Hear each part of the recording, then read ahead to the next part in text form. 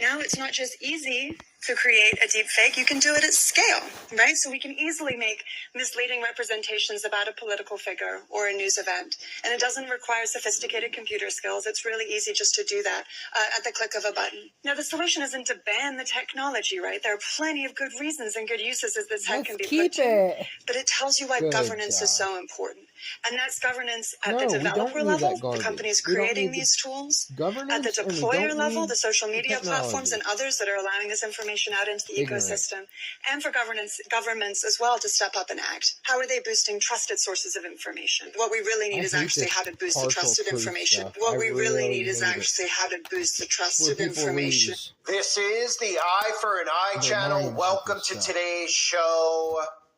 We need more governance. Have you not heard the outcry yet? This is what, of course, the globalists are calling for, telling us that we need more governance, and now, of course, convincing a lot of the brain-dead zombies out there that things like misinformation need more governance, thus giving them more power. And then nobody asks the question of who is dictating what is actual information from disinformation. Instead, what they're doing is saying, we've got to stop this. And, of course, they're using the political ideologies to make people want more censorship and more global governance without realizing that it's these wicked people who are tyrannical dictators for the most part who are trying to police what can and cannot be said, thus eventually making sure that nobody questions them, the authority over all of us and the rulers over all of us. And of course, we're using technology here to bring about more governance. Now, I'm going to get into the Summit for Artificial Intelligence, which occurred at the World Economic Forum here in November, just a week or two ago,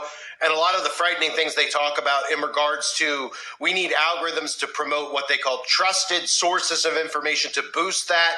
And of course, talking about predictive policing, which again leads to pre-crime, which I've covered in the past over and over. These are all really important things that everybody needs to know about. I also need to make you know about this other important thing, which is my other channels, United Uprising and a Call for Vengeance. If anybody out there is interested in potentially live streams, which I'm leaning towards doing in the future very, very soon, live streaming, interacting with you guys, answering questions, etc., make sure you subscribe to my other two channels, link below now, because they will only be occurring on those channels. If you want to be a part of that, do so now. I'm also going to be uploading exclusive content and new content on those channels too, so I need more people to subscribe to those channels if you haven't yet.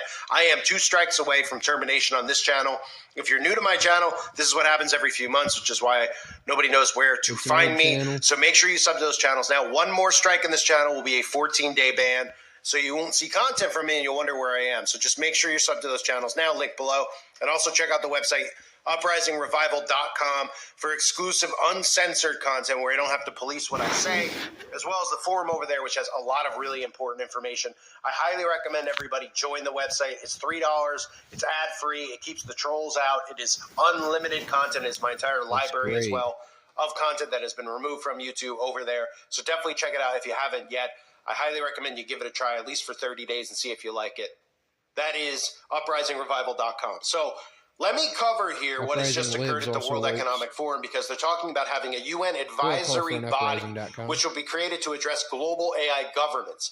And nobody thinks anything of this governance via artificial intelligence. I've talked about the dangers of a lot of these shows and these programs that are getting promoted as far as in the true crime demographic, where they talk about how artificial intelligence is solving crimes and policing, etc.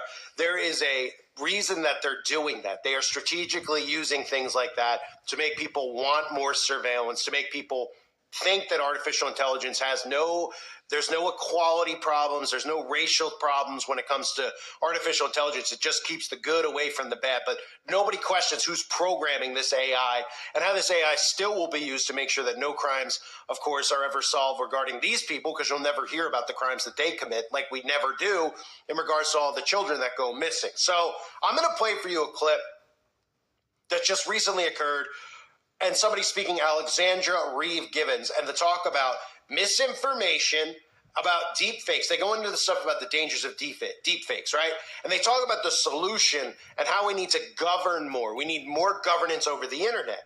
But they don't talk about the real solution, which would be getting rid of and banning this type of technology. This is what people generations ago would have done. They would have banned it. They go on to say, we don't need to ban deepfakes. We don't need to ban these types of things because they're apparently needed. They're very progressive for our society. Of course, this is them using these types of techniques to brainwash you into thinking that we need AI surveillance. And everybody out there just goes, oh, okay, whatever, because they're so worn out from a left, right, from a Trump, a Biden, that they think that having AI governance is going to be great because we're going to be able to monitor what people say and keywords that don't hurt my feelings and all this stuff without ever knowing who the boogeyman is behind the curtain. Well, these are the boogeymen behind the curtain at the World Economic Forum. The other boogeymen, of course, reside over where that conflict's occurring in the Middle East. But listen to some of these quotes about how banning this is not the solution. More governance is the solution. On top of that, how important more governance is and how we need to boost trusted sources. They never tell you who the trusted source is, right? We're supposed to believe the trusted source is these people. The trusted source is all of us. There's no such thing as a trusted source. You can't trust any of these people. Everybody needs to use their own discernment, but they don't want you to do that because if you actually use your discernment, you'd realize real fast who the wicked people are and who the good people are in this world. And they don't want that. So they're, of course, the trusted sources of information, and we're not. And keep in mind the stuff that is mentioned about predictive policing, because that has everything to do with pre-crime. And I'll talk about that after the fact. Listen to these clips from the World Economic Forum that just came out. A second set of concerns is around people's individual freedoms and their rights. And this is particularly an issue where governments around the world, including here in the US, use AI as part of their surveillance and their policing and their law enforcement capacities. We can think about this in the realm of face recognition technology, again, used in systems around the world. We can think about it in terms of predictive policing and where resources are going. We can think about it in terms of people's social media communications or their online browsing habits, feeding into government interventions, government surveillance. That is all powered and enabled and will be increasingly enabled by growing AI capabilities. We need governments to be accountable when they're using the tech in this way. The third and final bucket that I'll touch on is informational harms. And this is a big one because we live in a connected society and there's so much benefit that comes from this. But at the same time, we have to think about how AI recommendation systems, this is where generative AI comes in as well, can impact the way in which we access information around the world and the way in which we communicate with one another. So you can think about this in terms of representational harms. When you ask a generative AI company to write a story or to create an image for you, what story is it telling and how is that story showing up? Is it able to tell a story about a same-sex couple? Is it able to generate an image of somebody who is a CEO and have diversity in how that CEO is represented? What? When you think about mis and disinformation and the growing risk of deepfakes, we already know that access to reliable information in our connected age is a challenge. We've seen that play out in the United States, at home, as well as in countries around the world. Now it's not just easy to create a deepfake, you can do it at scale, right? So we can easily make misleading representations about a political figure or a news event. And it doesn't require sophisticated computer skills. It's really easy just to do that at the click of a button. It's easy to not only do it once, but to a coordinated campaign where it can look like different actors are generating similar images. So it creates an even better kind of indicators of truth. Now, the solution isn't to ban the technology, right? There are plenty of good reasons and good uses as this tech can be put to, but it tells you why governance is so important. And that's governance at the developer level, the companies creating these tools, at the deployer level, the social media platforms and others that are allowing this information out into the ecosystem, and for governments as well to step up and act. How are they boosting trusted sources of information? How are they showing up in this confusing moment to help people pierce through and get the information that they need? So this is all frightening. These should be the things that keep people up at night. These people who are unelected, meeting here, telling us about what needs to be done. And of course, the real thing that needs to be done, the real solution is to ban the technology. That's the solution. It's simple. Ban it. But they don't want to ban it because the technology is what is needed for this enslavement system. So of course, banning it would not be the resolution. More governance is the resolution. Now, people out there will say, oh, yeah, maybe we should ban it. And they'll come out and they'll say things like, yeah, but if we ban it, we can't have the internet. We can't have our phones. We can't be connected to each other. So they try to say that the pros outweigh the cons. In reality, The beginning of the downfall of humanity has begun with the internet, has begun with social media. This is why, on top of many other reasons with the mental health crisis that's going on that they claim, a lot of that obviously has to do with the big towers that are around us. And, of course, the stuff that they're pumping and gaslighting people with through the television systems. And this, of course, all ties into the internet, social media.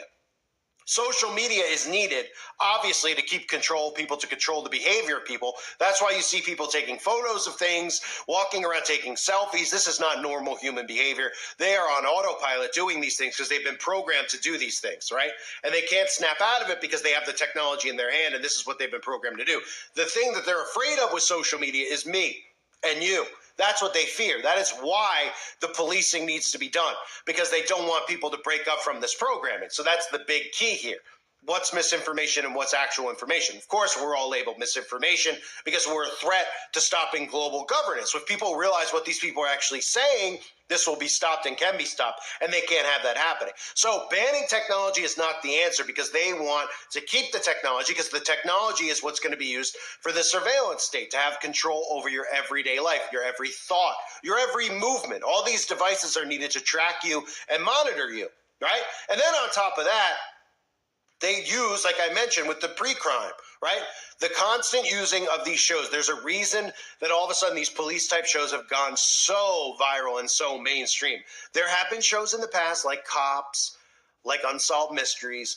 They are using these shows to pump in these crimes that seem unthinkable, unimaginable, and of course, very difficult to solve are being solved, thankfully, because of the tech, because of the way they're able to DNA test. This is strategically being done by design to make people not just comfortable with a surveillance state, to want it, right? Because the more crimes that are committed, which they're pumping and pushing people to commit crimes with all the psychological war that they're doing on people's minds and telling people that they're victims, telling people they should commit crimes, et cetera, they're making people want more surveillance. They're making people feel more threatened. More people are putting cameras like the Ring on their homes because they feel threatened, because they're feeling threatened from the news reports and the constant non-governance of maniacs and stuff that our government is allowing out of prison. Thus, people are wanting this technology on their homes, not realizing, and in some cases they do realize it, but a lot of obviously are not realizing that this is about a surveillance state, global enslavement through artificial intelligence and through our technology, right? So when they sit there and they talk about this stuff and then they mention predictive policing, they don't think that anybody out there is going to pick up on what they're talking about. Predictive policing is watching and monitoring your behavior and your patterns, which means, in other words, people are like, well, predictive policing, that's fine. If so-and-so is, doing this on the internet, then he should be monitored and watched. And you're thinking in your head, you're like, well, if they're looking up stuff involving kids, they should be policed and monitored. Yes, agreed. They should be arrested, actually worse than arrested. But what it really means is that people who are looking up conspiracies or questioning the government on the internet, they're going to be policed, and it's predictive policing because they're going to watch what you're looking at. Oh, you're looking at this guy, you're looking at that conspiracy, you're looking this up. Now you're on a list, and they're going to arrest you before you even do something because they're going to say you are at risk of committing a crime because of the things you were looking at. And all these things will not be dangerous things that are threats, but they'll convince everybody that they are because it'll be a threat to them, not to you, to them. You're saying this online, that's a threat. You're questioning authority, that's a threat. So you're going to be arrested beforehand just based on what you're looking up. Oh, you're looking up the things like, the libel, blood, put the words together in reverse order so the algorithm doesn't pick it up. Oh, well, we're going to put you on a list and we're going to use predictive policing to arrest you beforehand. And they're going to convince you that that is going to benefit society because you're a threat to society because you were looking that up. And you could eventually, all they have to do is come out with these news reports and say, well, the pattern of what these people research as far as conspiracy leads to these events happening, bombs going off and threats to society, and we need to police people who are looking these types of things up. Thus, people will begin monitoring their own behavior to themselves and not looking these things up, even if it's something that they feel like, oh my gosh, this seems suspicious. I should look into this. Oh, I won't look into it because I don't want to be policed. I don't want the government to think I'm a threat. I don't want to be arrested. I don't want to be thrown into prison. That's how this is all going to work. Policing at every single step along the way with technology hooked up into it, which means your thoughts, what you're looking at, what you're possibly, where you're going. Are people meeting up who also look up the same type of stuff on the internet? Well, we'll have to police that, because that means if person A and person B look into conspiracies, and then they're saying they're going to meet at a location, well, that could be a threat. They could be starting a militia, etc. And they'll convince everybody out there that what they're doing is for the benefit of them, but it's not. It's for the benefit of these elites, these globalists, who are the ones behind the AI governance. Now, nobody elected the UN. Nobody knows who the people are on the board of the UN, because they're not told to know, and they're not told that it matters, but it does matter. So the UN Advisory Board is going to be created to address global AI governance over our everyday lives. And it's going to be taught and told to all of us that there's equity. Like, the global governance system is AI. So AI doesn't see skin color, doesn't see gender, but what AI sees is anybody who's a threat to them as a threat to humanity. And they'll convince everybody out there that they are, and that they need to be taken down, because everybody's trust will be in AI and not in man anymore. And it should never have been in man, but our trust should always only be in God. But we see how people are growing colder and colder to one another. So nobody trusts one another, but they all seem to trust their technology. Their technology can do no wrong. Their technology has no prejudice. Their technology can be trusted. It's always been there for them at all times. And it's something they can't live without, right? Convincing you can't live without technology. So these are the threats that we're facing. And the psyop around these is what people need to be aware of.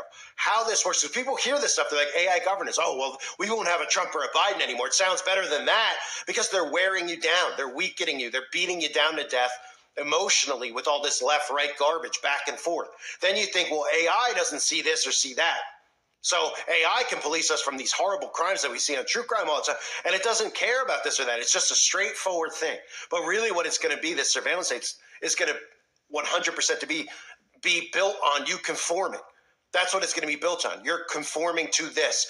And it's going to continue to just get tighter and tighter. Their grip will be tighter and tighter. Because in the beginning, they'll be like, well, yeah, you could be Christian, etc. You're allowed to have your beliefs. And then it just gets tighter and tighter. As you give more to them, they take more from you. And that's what this is headed towards. And this is what they're meeting at the World Economic Forum, right? This was their last meeting, their summit, talking about this. More governance, more.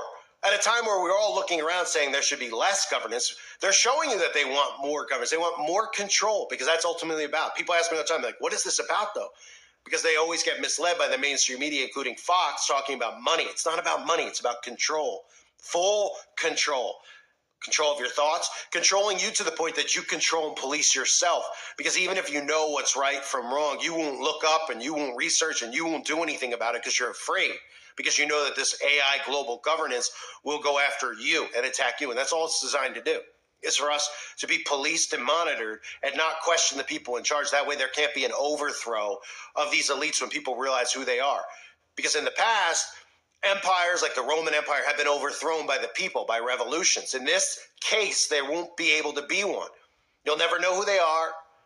And anytime you speak of them or even think about doing something, because remember, the technology will be under your skin, they will be able to police you and take you down and arrest you. And that's what this will be. Thought police at a new level. Predictive policing at a new level. And we're all going to be the ones who don't benefit from it, who are enslaved by it. They're going to be the only ones who benefit from it, because they're going to be fully protected. And that's all they care about. That's why an uprising against this has to start now. It can't start later. And that's why they say things like banning technology won't help. Oh, yeah, we really benefit from deepfakes. Huh? How do you benefit from a deepfake? They benefit from a deepfake. That's why they say we can't ban that tech. What is do we not benefit as a society because we all want to watch Tom Cruise deepfakes? No. They benefit from it because they can use it to manipulate and create false crimes around people like us, and use a face scan and put us on a deepfake and say that we did this or we did that. Because it's for blackmail purposes, for them, and it goes to their benefit, not ours. This type of technology should be illegal, and it should be stopped. And the only way we can stop it is if we rise up against it. But it doesn't look like anyone wants to do that, because even people who are awake are very into their technology and very much into their phone, which leads people like me more and more every day when I wake up thinking about becoming more and more off-grid, which means even removing myself from the internet completely and getting away from this before it's too late. I thank everybody again for being here. Reminder, like I said earlier on, Check out the website while I am still on the internet. I still want to do this every day. Make sure you subscribe to my other channels if you haven't yet. And definitely check out the website, uprisingrevival.com. At the very least, sign up for free videos so you can get email notifications of my latest uploads. I thank you guys again. Hope you're all well. God bless you as always and your family.